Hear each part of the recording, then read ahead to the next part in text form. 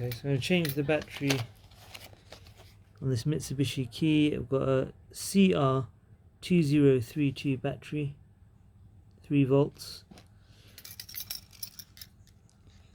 There's a flathead screwdriver. There's a little ridge in there. Pop that in there, give it a twist.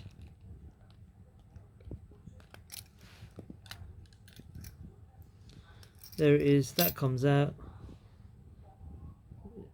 Just to check it is the same battery, 2032, yep.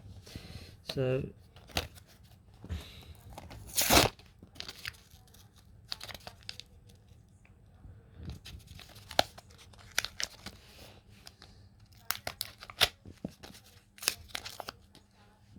take the old one out. It's in there good, and it needs a bit of a... Remember, this is made of plastic. I'll be quite gentle with it. There, that's in. And it's got a seal around the edge. Just make sure there's no dirt there. Stops the rain getting in, any kind of moisture, and you just click it back together